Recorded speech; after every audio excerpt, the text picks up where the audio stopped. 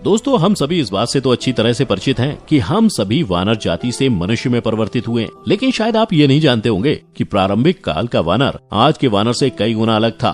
आदिकाल के बंदरों की संरचना न सिर्फ आंतरिक रूप से बल्कि बाहरी रूप से भी बिल्कुल अलग थी। जब हम छोटे बच्चे थे तब से लेकर आज तक हम लोगों को ह्यूमन इवोल्यूशन का ये चार्ट दिखाकर तो बहुत पढ़ाया गया कि आखिर हम इंसान कैसे बंदरों से मनुष्य में विकसित हुए, पर कभी किसी ने प्रैक्टिकली आपको इसका संपूर्ण ज्ञान नहीं दिया। अगर आप भी इस आवश्यक ज्ञान को अर्जित नहीं कर पाए हैं तो इस वीडियो में हम लोग आपको बंदरों से मनुष्य के विकास से संबंधित सभी सवालों एवं गतिविधियों के बारे में बताने वाले हैं। तो बिना वक्त जाया किए चलिए शुरू करते हैं आज के इस वीडियो को। बात करते हैं आज से सैकड़ों करोड़ों साल पहले के ऐसे जीव की जिसके ऊपर हॉलीवुड की कई फिल्में बन चुकी हैं और वो सभी पसंद भी की जा चुकी हैं। ये एक ऐसी विशालकाय जीवों की प्रजाति थी जिसके आगे सभी प्राणी कमजोर थे और उस दौर में उसी खतरनाक जीव का ही एक छत्रराज हुआ करता था। वैसे तो आप सभी में से ज्यादातर लोगों ने पहचान लिया होगा, पर जो नहीं समझ पाए उन्हें बता दें कि हम यहाँ पर डायनासोर्स की बात कर रहे हैं।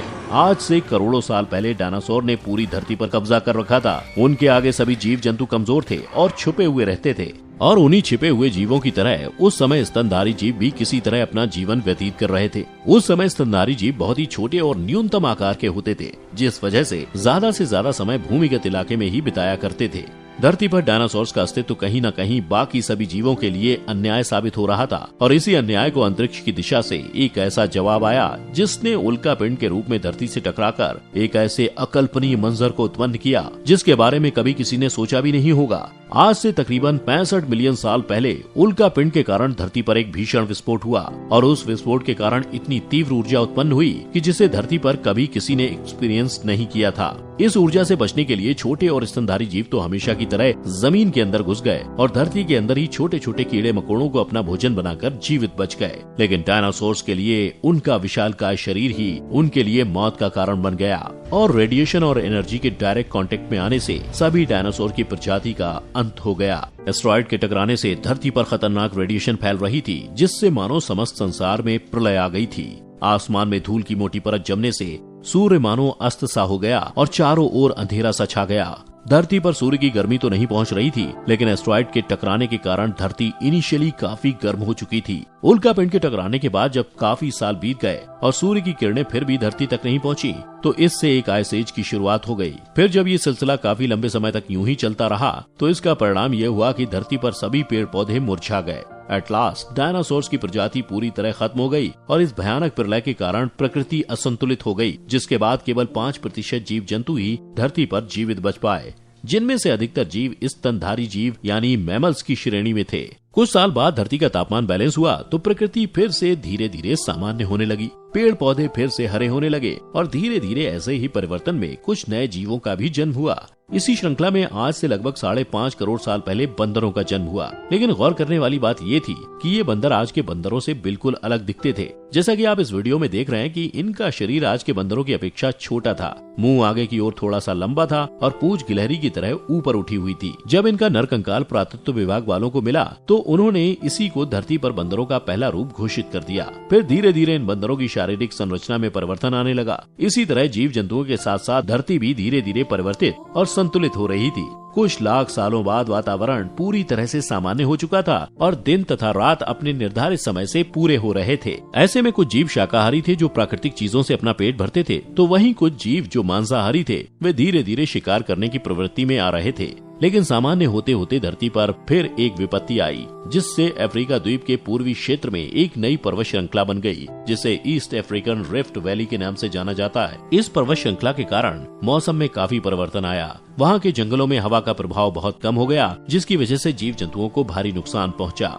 अफ्रीका के जंगलों में काफी समय तक बारिश नहीं हुई और वहाँ की जमीन तथा पेड़ पौधे काफी हद तक सूखने लगे। नदियों में पानी भी नहीं रह गया। इन सब में सबसे ज्यादा संघर्ष वहाँ के जानवरों को करना पड़ा, लेकिन उन्होंने हार नहीं मानी। अफ्रीका के इन्हीं जंगलों में एक प्रजाति रहती थी जिसका नाम था पियरोलेपिथेकस, और आपको जानकारी होगी कि जानवरों की ये प्रजाति आगे चलकर हमारी पूर्वज बनी। जैसा कि बंदरों का स्वभाव है कि वे एक डाली से दूसरी डाली पर कूदते हैं और इसके लिए वे अपने आगे के दोनों हाथों का सहारा लेते हैं। उस समय भी ऐसा ही होता था, लेकिन धीरे धीरे ये बंदर अपने 2 पैरों से पेड़ की डाली पर खड़े होने की कोशिश करने लगे और धीरे धीरे 2 पैरों पर खड़े होने की इनकी क्षमता मजबूत होती गई। समय में आगे जाकर जब उनका विकास हुआ तो इन प्रजातियों में भी अलग अलग रूप देखे गए। इनमें से कुछ तो चिंपैंजी बन गए जिन्हें हम आज भी देख सकते हैं कि वे इंसानों से काफी मेल खाते हैं। और कुछ प्रजातियां धरती पर उतरकर पूरी तरह से इंसान बनने के लिए धीरे धीरे विकसित होने लगी।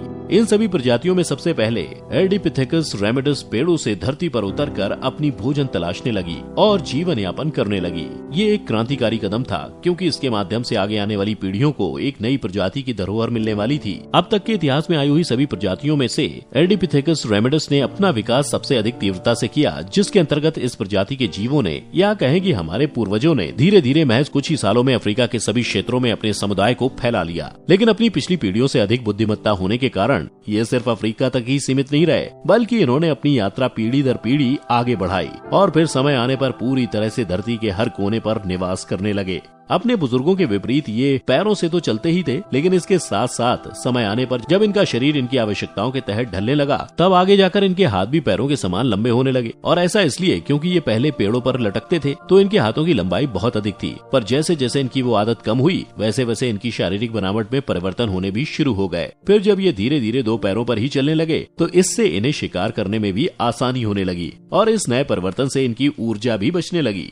धीरे धीरे इसी तरह इनमें बदलाव होता गया और इनका शरीर परिवर्तित होता गया। इनके हाथ पैरों की अपेक्षा छोटे होने लगे और इनके सिर की बनावट भी पहले की अपेक्षा बदलने लगी। इनकी खोपड़ी पहले आकार में छोटी थी, जो अब धीरे धीरे बड़ी होने लगी, क्योंकि इनकी बुद्धिमत्ता बढ़ रही थी। ऐसे में माना जाता है कि होमो हैबिलिस ही हमारे वो पूर्वज थे जिनके मस्तिष्क ने विकास करना शुरू किया था। धीरे धीरे उन्होंने बुद्धि के प्रयोग से नई नई चीजें सीखी, जिनमें से सबसे पहले तो उन्होंने पत्थरों को हथियार के रूप में इस्तेमाल करना शुरू किया। पत्थरों को हथियार की तरह प्रयोग करने से उनके हाथों की बनावट में परिवर्तन हुआ और उनकी उंगलियों में बदलाव देखने को मिला। होमो हैबिलिस ने ही सबसे पहले शिकार करना शुरू किया था, लेकिन अपने प्राथमिक युग में ये शिकार को कच्चा ही खाते थे, क्योंकि इन्हें पकाने की प्रक्रिया पता ही नहीं थी। लेकिन एक दिन उन्होंने पत्थरों को आपस में घिसकर आग की खोज भी कर ली। आग की खोज मानव विकास की शायद आज तक की सबसे बड़ी खोज थी। पहले तो मनुष्य आग से डरता था, लेकिन जब उसे आग का महत्व पता चला तो उसे बहुत सी सुविधा होने लगी। आग के द्वारा ये कच्चे मांस को पकाकर खाने लगे, जिससे इन्हें भोजन करने में आसानी होने लगी और साथ ही साथ आग इन्हें ठंडे मौसम से भी बचाने लगी। जब इनकी बुद्धि में थोड़ा और विकास हुआ तो ये हर भोजन को पकाकर खाने लगे, जिससे इन्हें पाचन में आसानी होने लगी और इनकी ठंड का सामना करने के लिए इस्तेमाल की जाने वाली वो ऊर्जा भी बचने लगी। इसके अलावा खाने को पकाकर खाने से इनकी कच्चे मांस को चबाने में लगने वाली ऊर्जा भी बचने लगी और वही ऊर्जा इनके दिमाग के विकास में सहायता करने लगी। इनके दिमाग का विकास धीरे धीरे बढ़ता गया और फिर आज से लगभग 2 लाख साल पहले की पीढ़ी बड़े दिमाग के साथ जन्म लेने लगी। इनके दिमाग के साथ साथ शरीर की अन्य आंतरिक संरचना में भी परिवर्तन हुआ, जैसे उनके गले की नली की बनावट भी बदली, जिससे उनकी आवाज में परिवर्तन हुआ। अब वे अपनी अलग तरह की आवाज निकालकर आपस में संपर्क करते थे तथा अपनी बात एक दूसरे को समझाते भी थे। इंसान ने खाना खाना, एक दूसरे से संपर्क करना, अपने आप को सुरक्षित रखना तो सीख लिया था, लेकिन अभी वह पूरी तरह से विकसित नहीं था। न ही उसने अपने लिए घर बनाना सीखा था। आग के आविष्कार के बाद हमारे पूर्वजों ने पेड़ों के पत्तों और जानवरों को मारकर उनकी खाल से अपने शरीर को ढकना सीखा। फिर धीरे धीरे बहुत सारी खोजें की जो एक मानव को सभ्य मानव बनाती हैं।